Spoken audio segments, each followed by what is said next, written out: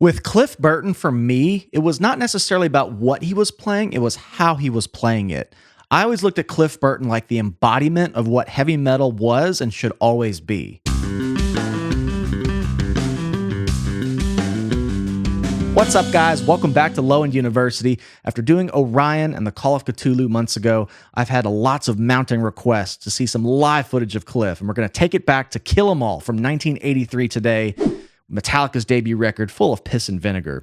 But I want to check out this live video of him playing Anesthesia Pulling Teeth from Chicago in 1983.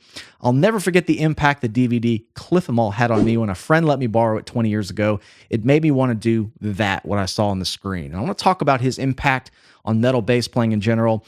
But I don't think I've seen this video in 20 years since I had that DVD, maybe a few clips online, if this is the video I'm thinking of. But let's jump in. Anesthesia Pulling Teeth live from 1983, featuring the one and only and late Cliff Burton. All right. Are you ready to get your teeth pulled? Young James, man. Look at that bracelet. Are you ready to do it, Cliff? Mr. Cliff Bet they were Burton. 4 beers in. Maybe 14, who knows?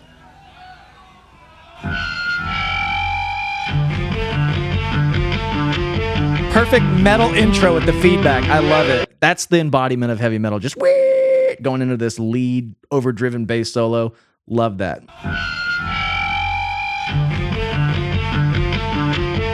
Just headbanging to some arpeggios. I wanted to do this. I still do. Okay, he's changing it up a bit from the normal riff. Again, been a long time since I saw this.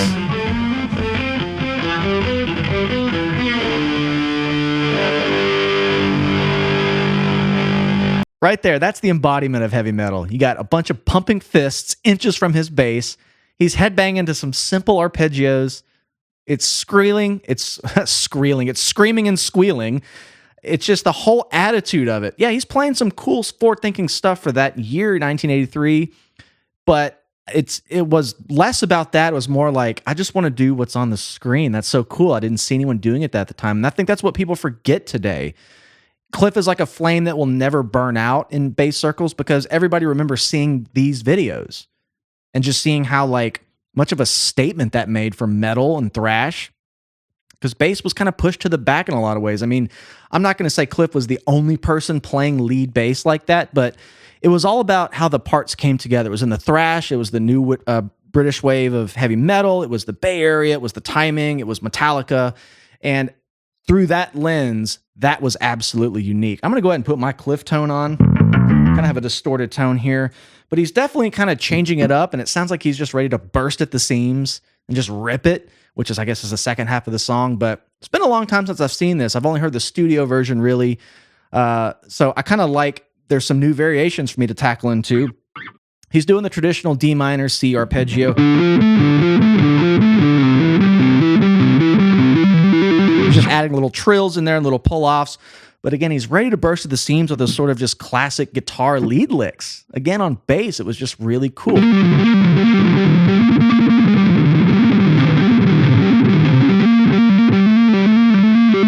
Really, really neat stuff. You can kind of hear the thuddiness of like the non-distorted tone here. Hear that queen, crunk, crunk, crunk, crunk, crunk. You can kind of hear some like clean tone seeping through. He's got it blended pretty well where it has enough gain to get those squealing kind of sounds, but I still hear like a fundamental bass tone, which is cool. I want a Rickenbacker so bad.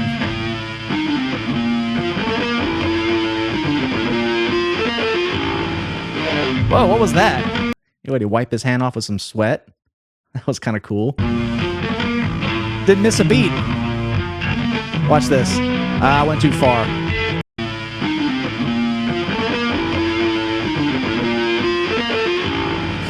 Ha! That was sneaky. Those little diddles are really clean.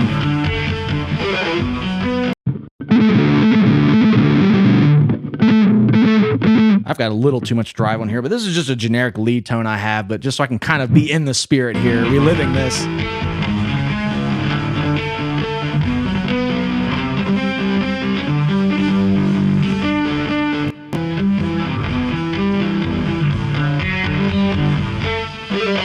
love this melody.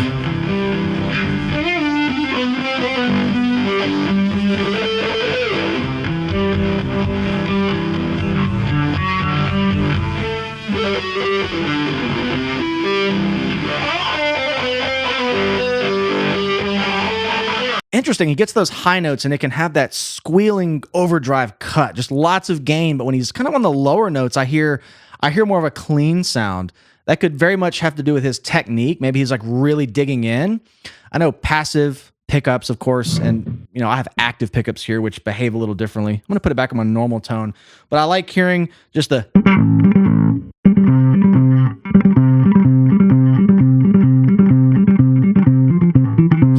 those are really clean. He's getting out of time a bit because I feel like he's kind of thinking on the spot. How can I make this a live version with more craziness? And sometimes when you're just getting cluttered up mentally, you're kind of, I get lost in your thoughts, you get a little sidetracked. But I feel like reading comments about these kind of performances with Cliff over the years, I see people say, oh, he's sloppy, he's out of time. And I just hate that kind of thinking.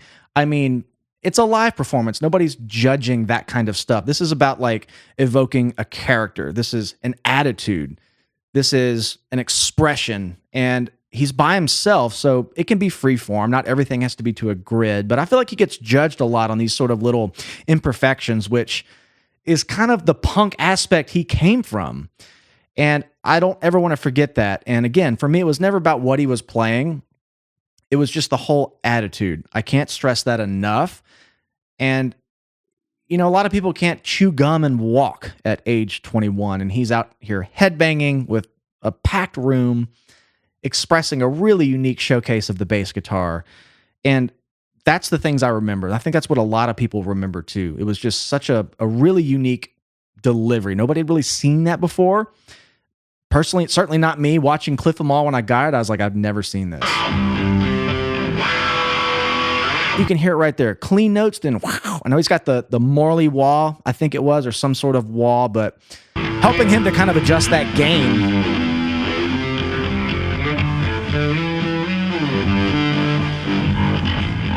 Ooh, I love when he got low.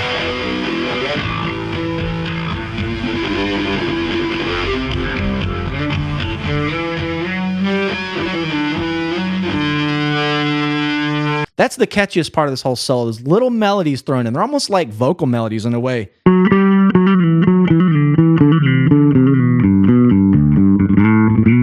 That's just a really good like cadence. That's a singable melody.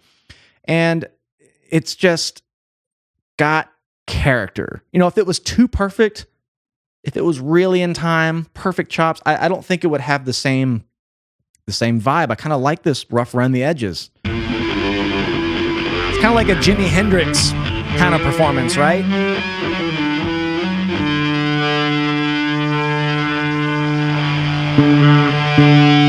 Shaking that hand.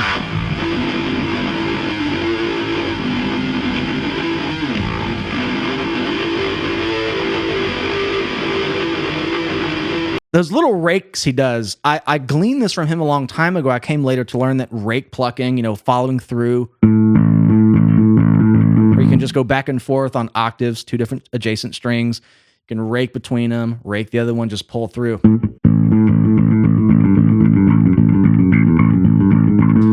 I kind of got that. I noticed this watching this a long time ago. He just had a lot of speed, but it didn't look like he was plucking fast. It's like economy picking for bass. And I might put it back on that Cliff patch for this part, but that...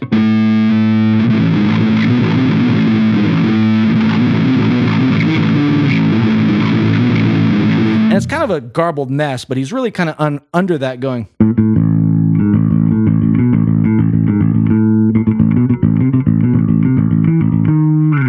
I don't know if he's doing two plucks on the top, or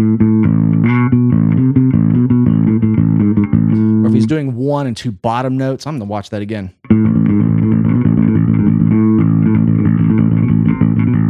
That kind of thing.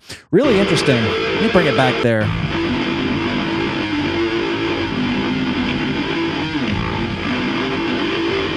Oh, he's doing two on top. That's actually tougher. Really interesting. I used to think his pinky was part of that too. Come to later learn it was broken or something. All right, here we go.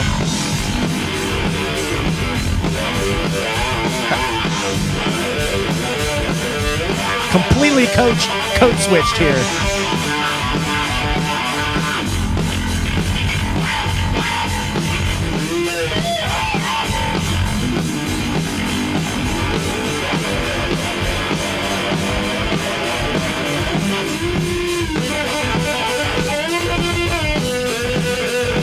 This is just cool to relive for me.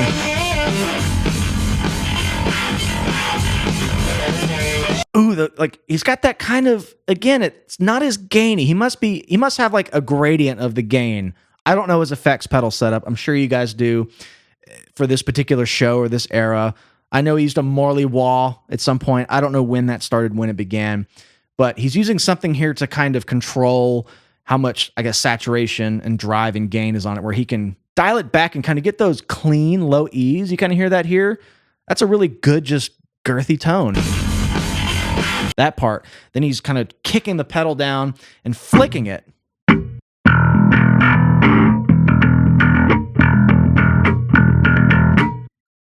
And getting that. That's a really cool, just to think to do that on bass, just a drum and bass part, it adds so much depth and width to just, it makes him as one person on stage sound just very big.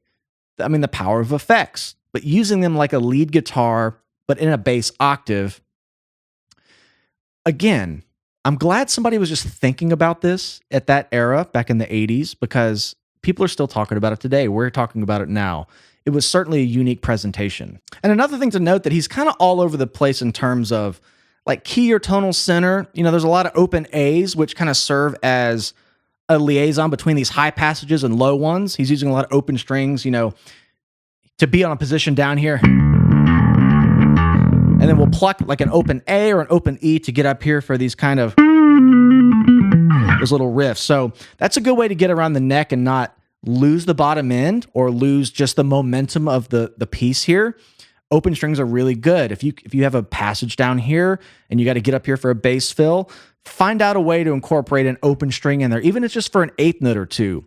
It'll ensure that the sound won't fall out, it won't stop, and it kind of has it's a kind of a support ramp into a higher bass fill. He's really good about doing that. If you go back and kind of see this part here, he never lets the music stop. The notes stop. They keep going.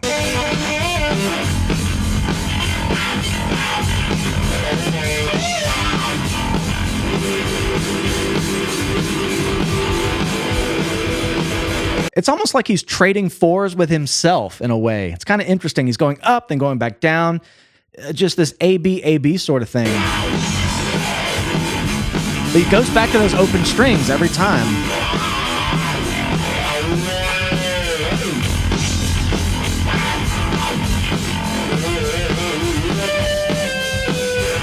Ooh, that's sick.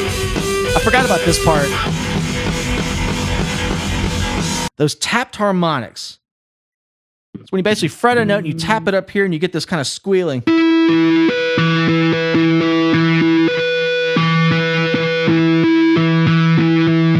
if he frets them up here, you might have an octave thing on there.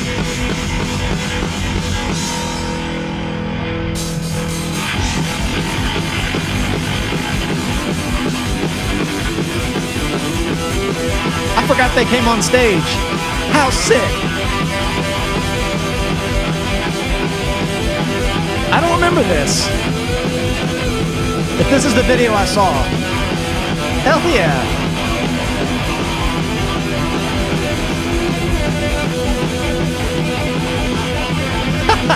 They're the bass guitar now. They're just chugging on the E's and he's up there ripping it with a lot of these like little things that were kind of in the intro.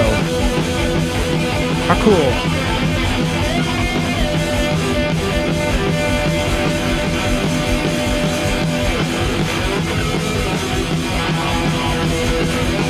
What a way to elevate it. That's super cool.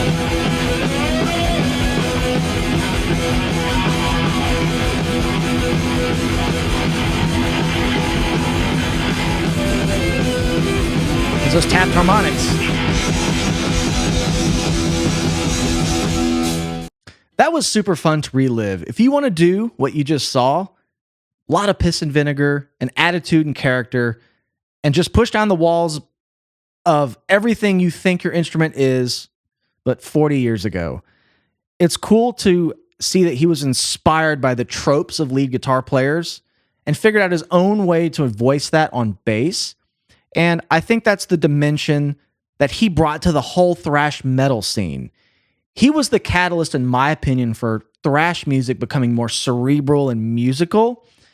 And I'm not saying Anthrax, I'm just Slayer, Megadeth, bands before that, Maiden. I'm not saying any of those bands responsible for that whole family tree growing weren't musical.